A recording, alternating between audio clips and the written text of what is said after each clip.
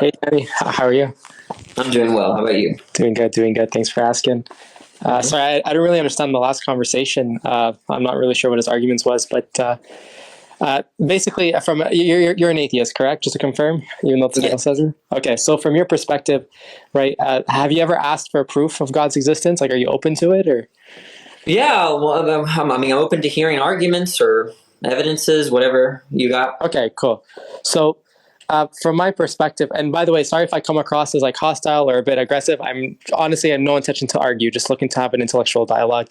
Uh, Yeah. so, from my perspective, when an atheist tells me that they want proof for God's existence, my response to that is I'd like to know what they take as a standard of proof. I think that's a legitimate question. Would you say so? Yeah. I try to avoid the word proof because it's a vague term. I'm just interested in a justification, which could either be some kind of argument, so a line of reasoning, or maybe. I mean, I personally think that the concept of empirical evidence for God is not going to work on a priori grounds, but I'm willing to talk about that too. Sure. Yeah. And the thing is, right, when I'm proving something to you, right, I believe that God objective, like he exists independently from my mind and it's within objective reality, right? So if I'm proving this to you, right, like if I give you a subjective experience, that can be denied from your perspective, right? If That's why it's very important, like when you're open to hearing what is true, I need to know what you take like as like you're basically saying you want me to justify my beliefs, right? But I need to know what you take to be true. So for example, do you accept like the three laws of logic as an Sure, accurate depiction of identity or reality? sure. Okay, perfect. So are you familiar with like any like the contingency argument, for example? Yes. Okay, so what's your contention to the contingency argument? Well, I think that the principle of sufficient reason, which is what you need to get that argument off the ground, leads to necessitarianism or modal collapse. And that's why I don't accept the PSR. Okay, absolutely. So see, the thing is, you, you can accept the modal collapse in that argument. So basically, what you're saying is this: had the you're absolutely right. By the way, if you accept the principle of sufficient reason with the contingency argument, then you have to accept modal collapse. There's a lot of theists that are Christian, Muslim, even Jews that accept the PSR, that accept the modal collapse, and they still believe in God's existence. So in other words, they're not mutually exclusive. You can accept the modal collapse and still believe in God. Yeah, I'm just saying it's kind of weird to say that you said I could accept because if there's modal collapse, that statement's not even true. How so? Why? Because could is a modal notion, right? And if there's modal collapse, that notion doesn't exist. No, can you please explain what you mean? Because I'm not Yeah, following. modal collapse is the idea that there's only one possible world. Yes. Okay, and the notion of could, if I say I could get breakfast, we're talking about another possible world different from the actual world. And so, if you're saying Wait. I could accept it, that's already presupposing that Oh this no, is no. This is a separate conversation. So I think we're more diving now into like whether your choice is and whether it's determined in respect to a modal in one possible, like that's a completely separate conversation. We're not talking about that. I basically asked you I, what's your contention. I don't separate. No, because no, it's completely different. Here, I'll explain why. Because I asked you specifically, what's your contention to the contingency argument? And the issue that you have with the contingency argument is that it yields a modal collapse. My question for you is, so what? Why is that a problem for you? Because I believe in statements about how things could have been. I think there are genuine contingent facts. Why? Prove it. Why? Because, well, I think Prove that it. it's. Yeah. I don't see a contradiction, and like for instance, I think. Do you believe that we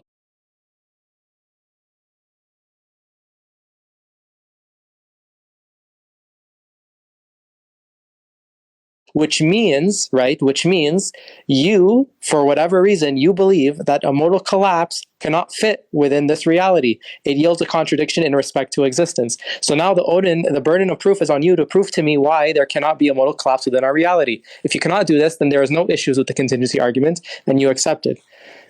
Carry on. Yeah.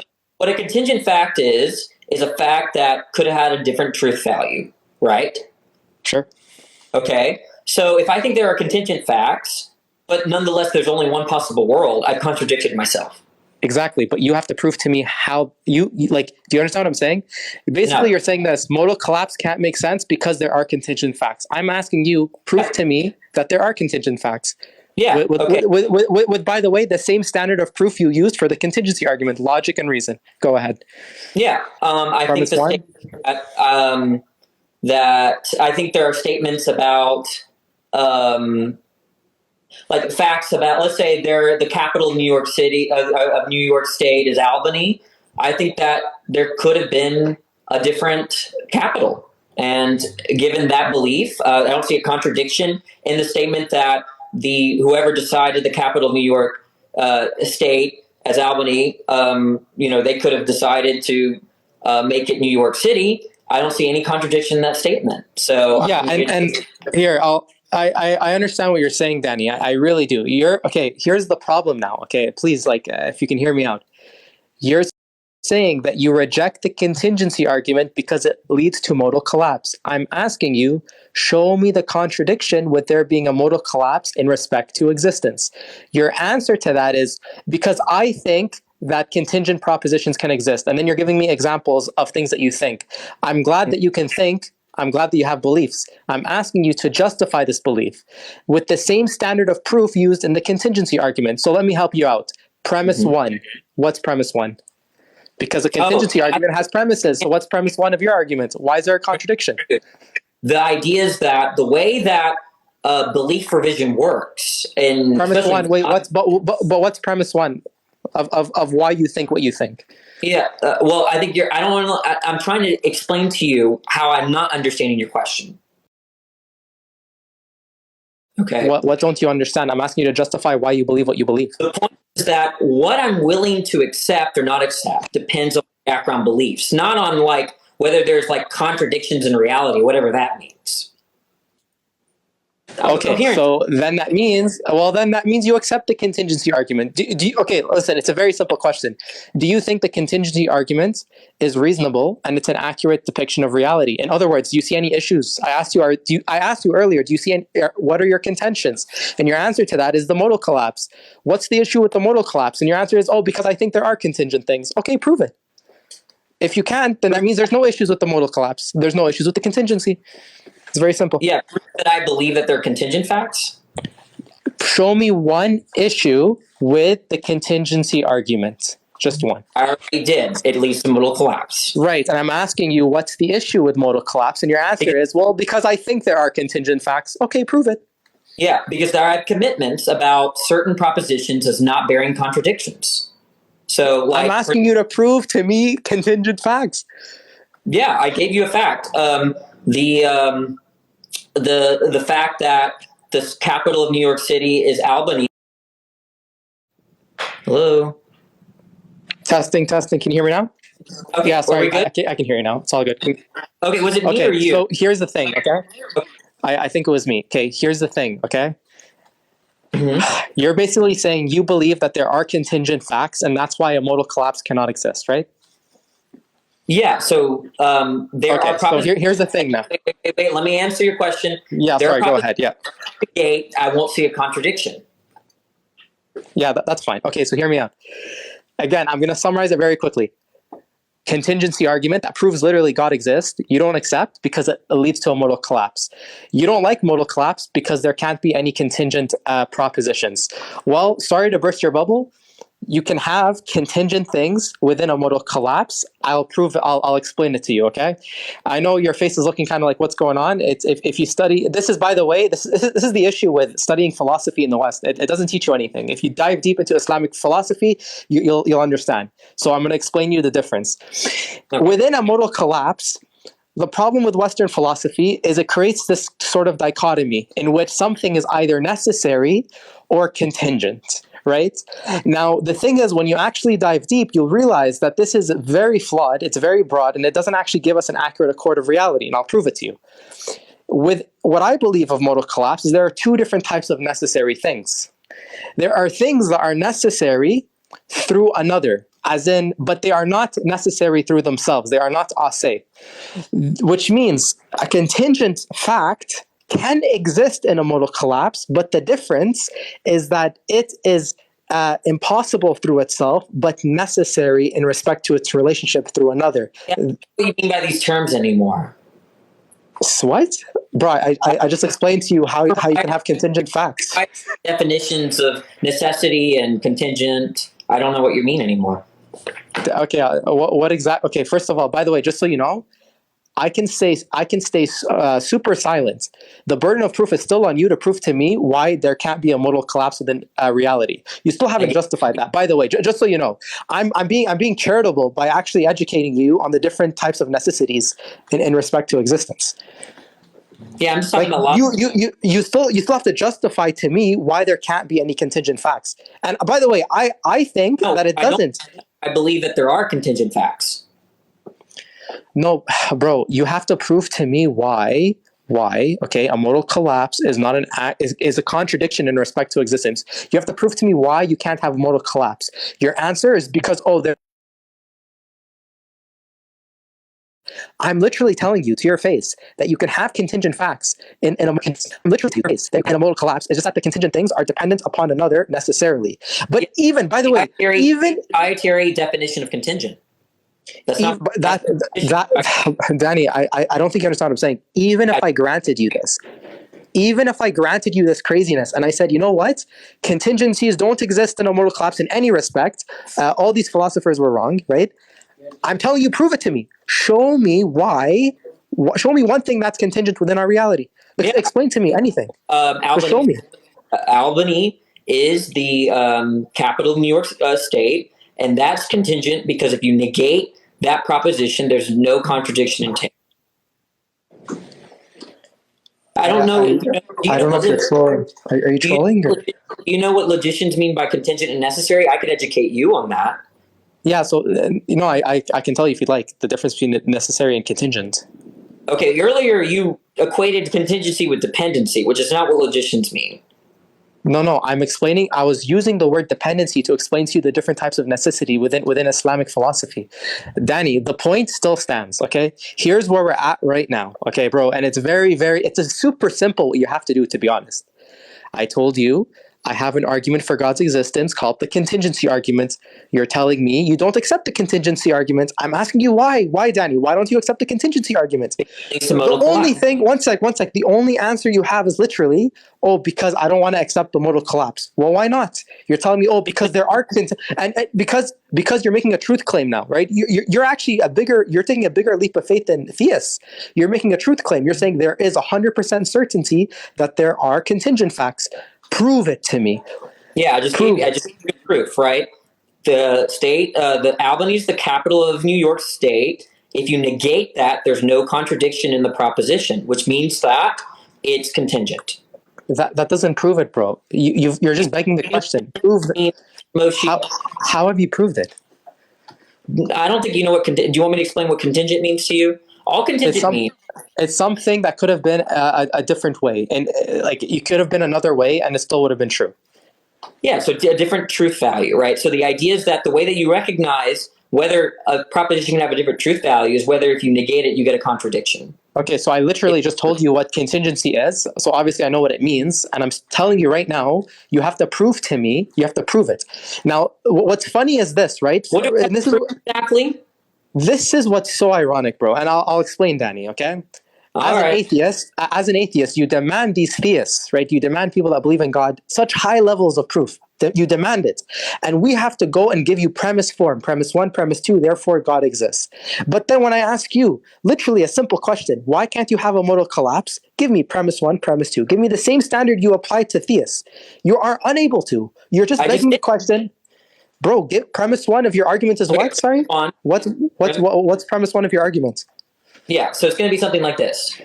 And I might be somewhat of an enthemy, but the idea is that if contingency means something like could have had a different truth value, you'll know if a statement is contingent if you negate it and see if you negate it and see if you get a contradiction, right? Sorry, so say that again. What's premise 1? Sorry, my bad.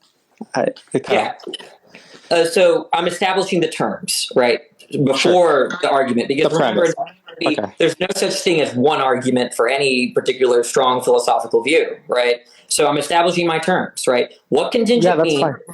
If something's contingently true, the way to verify that it's contingently true is that if you negate it, it won't entail a contradiction, right? Wait, If you wait, negate it won't. it, It is very important, bro, right? When you say it won't entail a contradiction, you have to tell me in respect to what? In respect to existence? and with respect to the concepts that build the proposition, right? So here's a proposition that bachelors. Okay, then you, my friend, have failed to understand what a contingent existence is. Okay, I'm going to explain it to you the way Ibn Sina, or Avicenna, as you guys say in the West, call it. Okay, he is literally the father of the contingency argument. So don't tell me I'm making this up. When literally the guy that created the argument, I'm telling you what he said because I actually read his literature. Okay. It's something.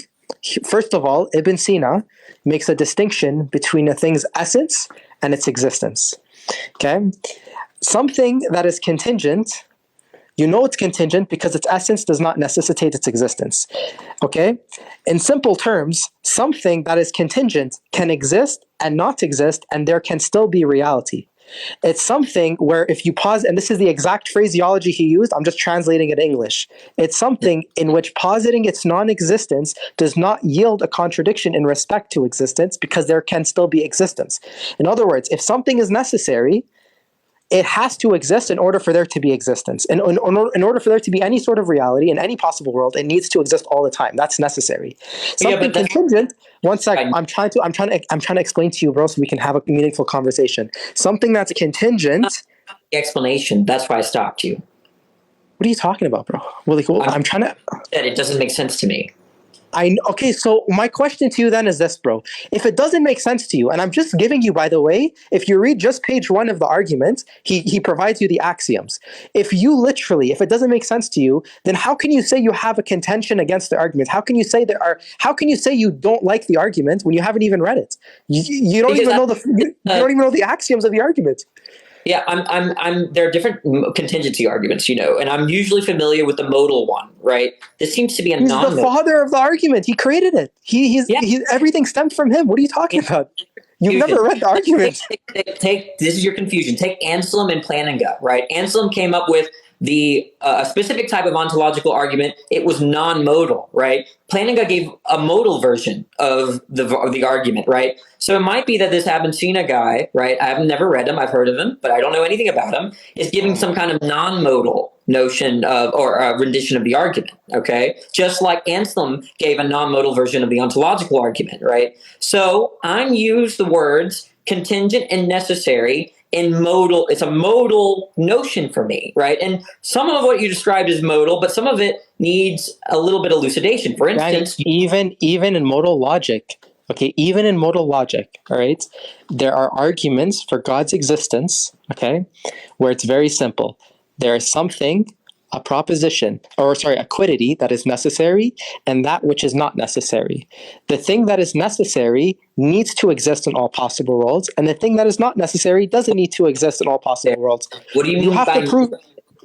Sorry? What do you mean by needs there? So if you say that, if I say that this Coke needs to exist, what does that mean? Sure. Do you know what a necessary existence is? I'm asking you how you use the terms. Yes. I'm going to explain to you what it is through what you already know. Okay. You know what a necessary proposition is, right? Yeah, I do know what that is. Okay, so but that basically, applies to not concrete object. Brother, oh my gosh, I'm trying to explain to you, please. When I say it doesn't need to be there, I mean the opposite of that which is necessary. If you're telling me you know what necessary means, then it's just the opposite of what you already know. Yeah, let me explain your confusion. The confusion is that for me, necessary applies to propositions, not concrete objects. Right? Okay. When you apply when you apply the term necessary to a concrete object, I get lost. I don't know what that means anymore. Okay, you know what, brother? So let's not do mental gymnastics. Let's only talk about concrete objects. Take that cup that was in your hand and show it to the live. Everyone needs to see this cup. This is going to be the central point of my argument for proving God's existence. This cup is something, right, Do you believe that this cup could have been any other way? Yeah, I think that it could have been the properties could have been different. Sure. Okay, which means okay, great. That we're going to call contingent for now. Something that could have been any other way, and within the concrete world, okay, within the physical world, within existence, okay. Now, through the contingency arguments, we lead obviously to there must be something that could not have been any other way, something that is changeless, something that cannot change at all. Repeat it, Mochi. I'm sorry. Repeat that last sentence. Okay. Bro, Literally, yeah.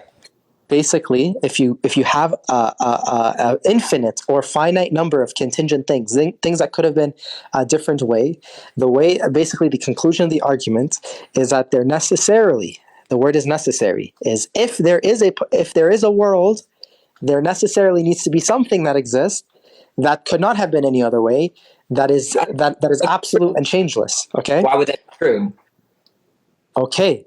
So have you, bro? And by the way, if you haven't, please, it's okay. Honestly, have you read the argument or no? Yeah. Well, not your version. You know what? Any version, I'm willing to accept. Any version of the contingency. Have you read any version? Yeah. Okay. Give me any argument of the contingency. Any argument, please.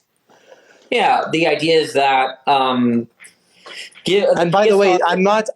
Sorry, I'm not trying to be a dick. The reason why I'm asking that is because you just said, why is the conclusion true, right? But then earlier when I asked you, what's your contention against the contingency, is you accepted the conclusion, you just didn't like what it resulted in, which is a modal collapse. So now I'm confused. Is it that you don't like the modal collapse, or that you don't like one of the premises in the conclusion? It's either you read it or you haven't, right? The conclusion, no. The conclusion is something like a necessary being exists, or there are necessary facts, something like that. The premise of the contingency argument, as you well know, includes the PSR, and that's what I was contesting. So I wasn't contesting the conclusion, I was contesting a premise, because you understand, since you're so well read, that the PSR is itself a premise of the argument, not the conclusion.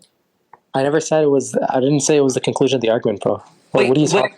Earlier, when I said that what I was contesting was not the conclusion, I was contesting the PSR, which is a premise.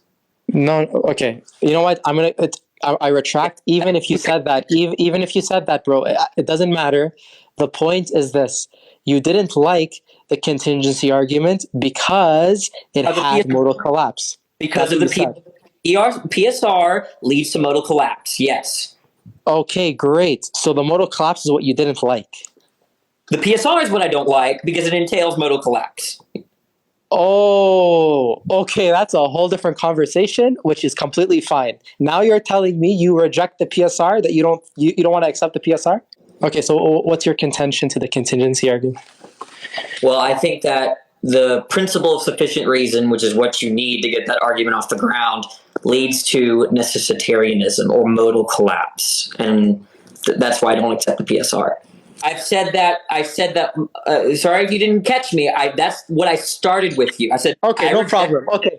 So can you just so everyone understands, because I think knowledge should be shared. Can you explain to the audience here what you mean by you reject the PSR, the principle of sufficient reason? I'll try to do it as simply as I can. I mean, if you go to the SEP, they're gonna say that everything has an explanation or reason, but there are lots of versions of the PSR. I take the PSR to ultimately assert this, that there are no such thing as brute contingent facts. In other words, all contingent facts are ultimately explained, and that's what I take to be the PSR. Wait, one sec, bro. All contingent facts can be explained. That's accepted. Are explained by what? Themselves or through another? Well, that's actually might be up for debate. But how the PSR doesn't specify if contingent facts can themselves be their own explanation. I think that's sort of equivocating on the term explanation. But well, if they exist and there is no other, if they exist and there is no explanation, right? Then their very existence is that they exist, and that's it. So yeah, and by the way, if that's what you say, then my question is, what's the difference between that and a brute fact? That's an equivocation of explanation, though. What's the difference between that and a brute fact? A brute fact is, or a brute contingent fact is a fact that truth value can be different, but there's no explanation for why it has that particular truth value. The truth value can be different, but there's no explanation for why it has that particular truth value. Sorry, give me 1 second. 1 second. Mm-hmm.